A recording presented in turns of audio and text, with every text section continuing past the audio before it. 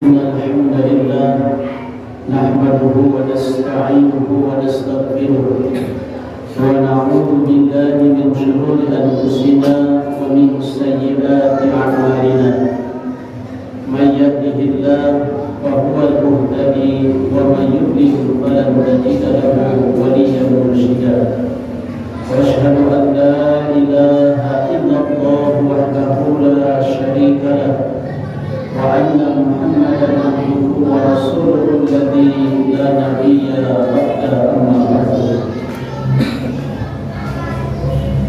وقال رسول الله صلى الله عليه وسلم إذا قبر الميت آتاه ملكان. Hadirin ikhwati iman, tamu Allah, undangan Allah rahimahumullah.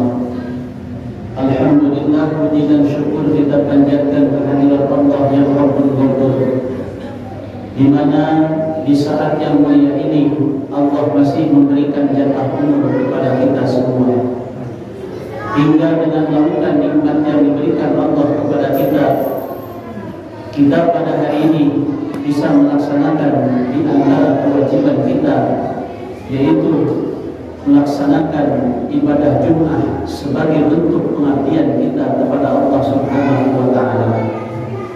Mudah-mudahan usia kita semakin diberkahi dan diridhai Allah Subhanahu wa taala. Ikhwati iman, Allah, undangan Allah rahimahumullah. Kita tadabbur dengan sebuah hadis, di mana hadisnya disampaikan oleh sahabat Abi Hurairah.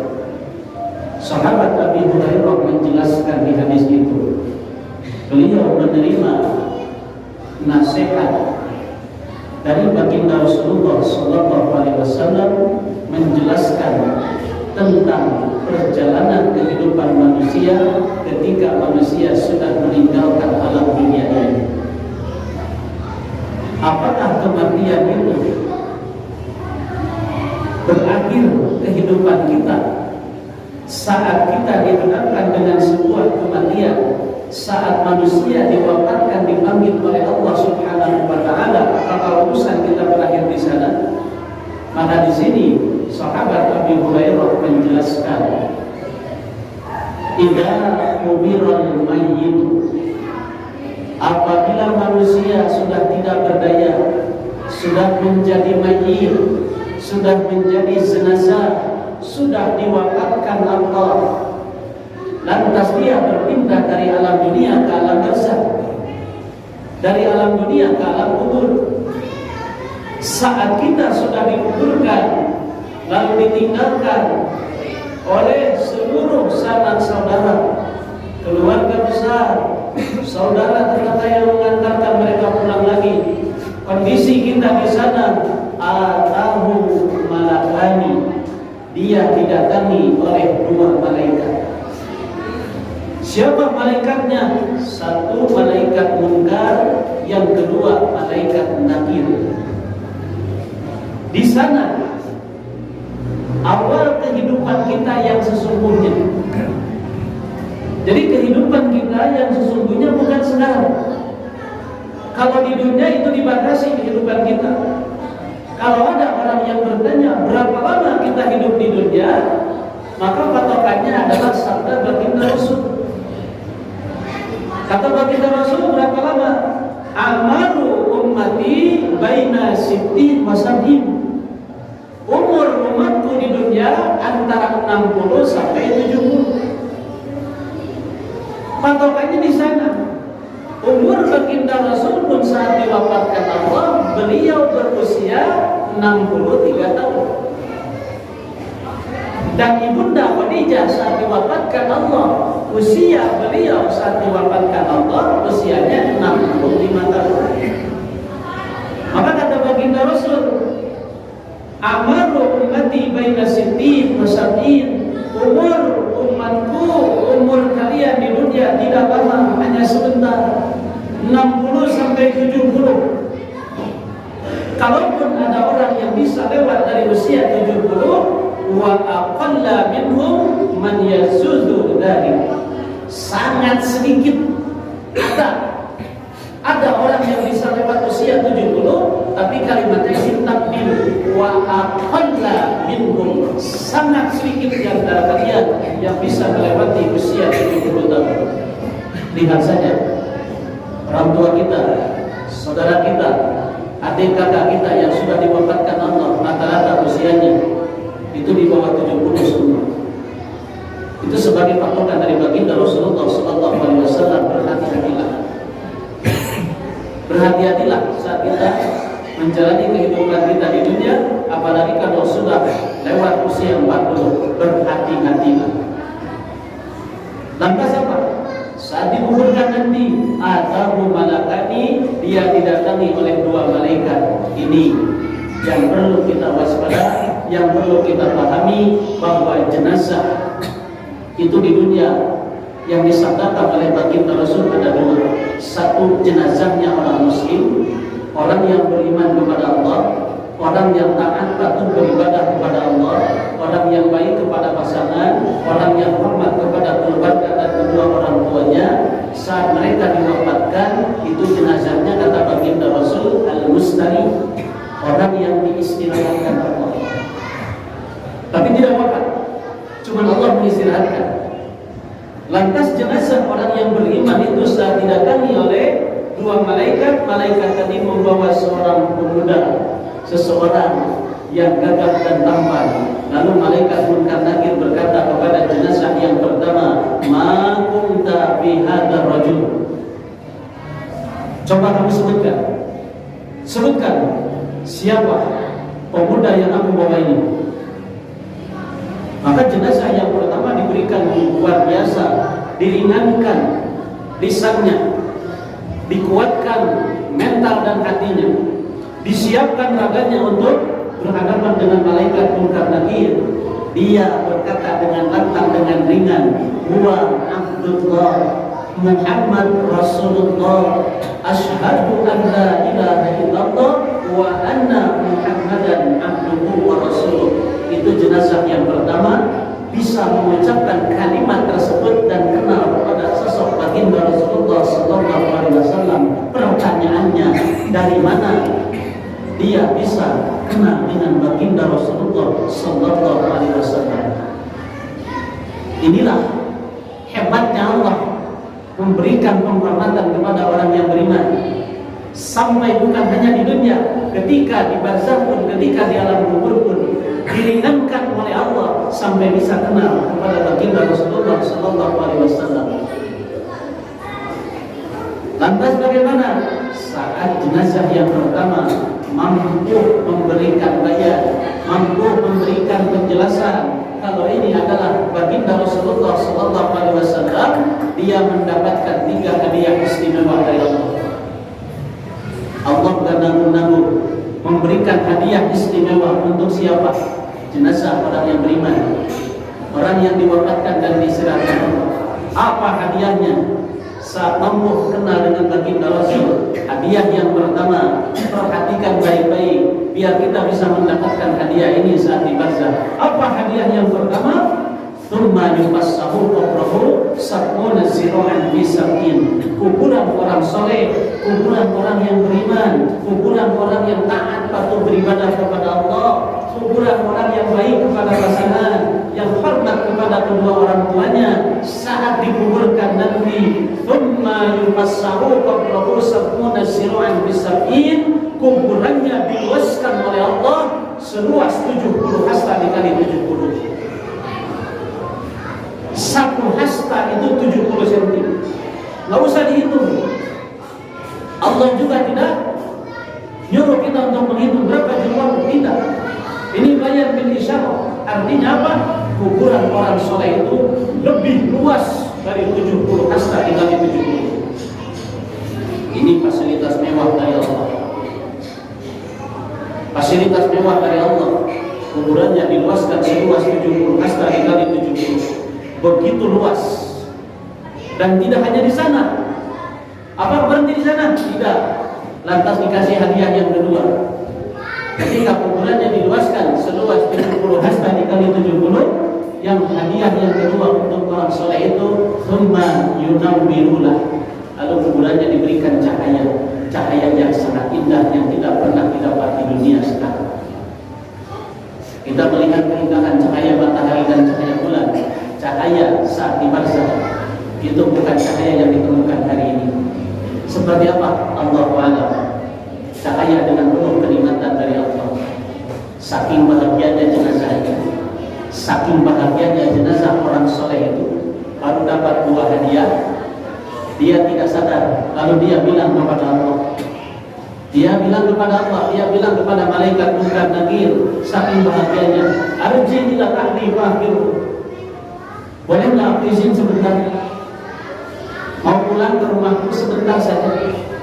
Ila ahli fahirhu, aku akan mendatangi keluargaku. Gak usah nangis kalian, gak usah bersedih kalian, gak usah berduka. Ayah anda dan ibunda sudah dimuliakan Allah di sini. Baru dua hadiah yang diberikan Allah. Sudah begitu bahagia. Siapa? Orang soleh. Lantas apa?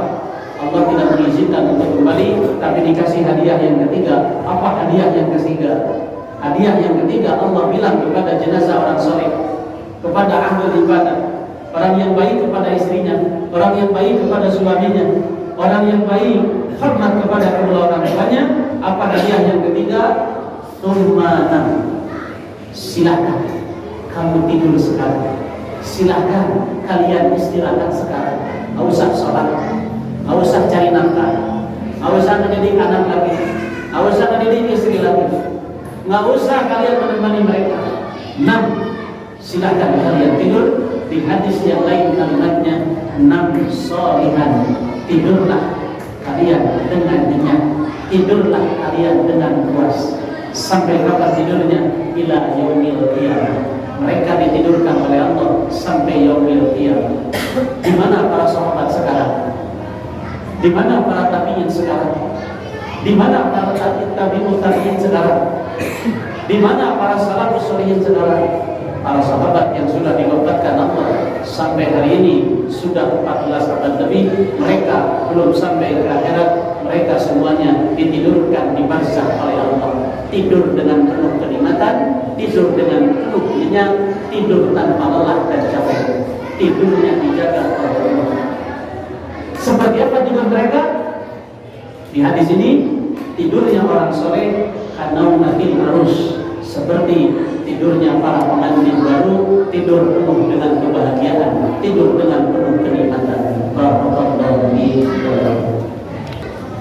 Lalu jenazah yang kedua.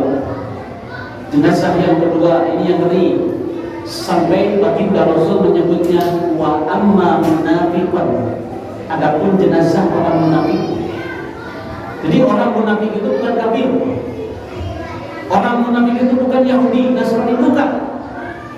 Orang munafik itu dia ngaku, dia beriman, dia bersyahadat kepada baginda Rasul. Dia sholat di belakang Nabi, ikut ngaji di hadapan Nabi, tapi di belakang baginda Rasul dia menghancurkan, menjelek-jelekan nama baginda Rasul, para sahabat bersama ajaran yang dibawa oleh baginda Rasulullah SAW. Orang munafik itu adalah orang yang beriman kepada Allah, tapi dia merusak, berkhianat kepada diri dan berkhianat kepada Allah. Zalim kepada diri, zalim kepada pasangan, zalim kepada keluarga, zalim kepada rakyatnya sendiri. Amma munafiqan, adapun jenazah orang munafik. Ngeri di hadis ini. Apa jenazah orang munafik? Jenazah orang munafik itu dia sholat, itu dia. Tapi saat di barzakh nanti, wa amma munafiqan, adapun jenazah orang munafik sama didatangi oleh dua malaikat dengan pertanyaan yang sama, tidak dibedakan. Ma kunta fi hadzal rajul. Coba kamu sebutkan siapa pemuda yang aku bawa ini. Lalu jenazah orang munafik itu lantas dia bilang, mulutnya dikunci oleh Allah, la adri. Saya tidak kenal siapa orang yang dibawa ini. Sampai di barzakh pun dia tidak kenal kepada baginda Rasulullah SAW. Namun itu kafirman na'udzubillah. Karena beliau yang akan memberikan syafaat Nabi kepada kita di yaumil qiyamah. La adri, aku tidak tahu. seorang nabi. Apa yang terjadi saat itu? Maka malaikat Munkar Nakir atas perintah Allah, kuburannya dipanggil oleh malaikat Munkar Nakir. Ya abdu, wahai tanah, iltaimi, aku izinkan sekarang, silahkan jepit dia. Jepit dari kanan ke kiri, dari atas ke bawah. Tanahnya berputar tiap detik. Fatakhtaliqu adla'u, hingga tulang rusuknya hancur, seluruh raganya hancur, tapi orangnya tidak mati, menjerit minta tolong kepada Allah. Sedetik pun tidak pernah berhenti tanah itu, dari kanan ke kiri, dari atas ke bawah, ngepres, nyiksa orang tersebut. Siksanya sampai kapan? Ila yaumil qiyamah, dia menjerit minta tolong sampai yaumil qiyamah. Hidup itu adalah pilihan. Faman syaa falyu'min, kata Allah, ya ataupun mau menjadi orang yang beriman silakan. Wa man syaa falyakfur, mau jadi orang munafik, mau jadi orang kafir, mangga terlalu, kata Allah. Itu di surah ataupun kembali kepada kita. Fa aina tadhhabun, kita akan pulang kemana? Dan apa yang akan kita bawa?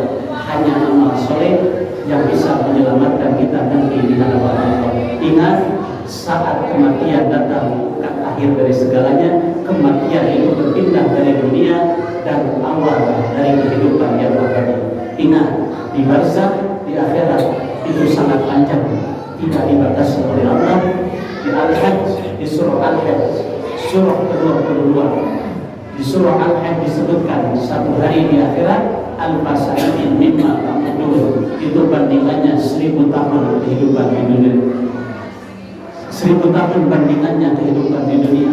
Satu hari orang kafir di neraka jahanam, dia marij lil kafirina, untuk orang-orang kafir, fi yaumin kana miqdaruhu khamsina alfasana. Orang kafir disiksa di neraka jahanam satu hari di jahanam 50.000 tahun bandingan hidup di dunia. Nauzubillah, tsumma nauzubillah. Hanya amal kita yang bisa menyelamatkan kita, hanya kebaikan kita kepada pasangan, hanya bakti kita kepada kedua orang tua.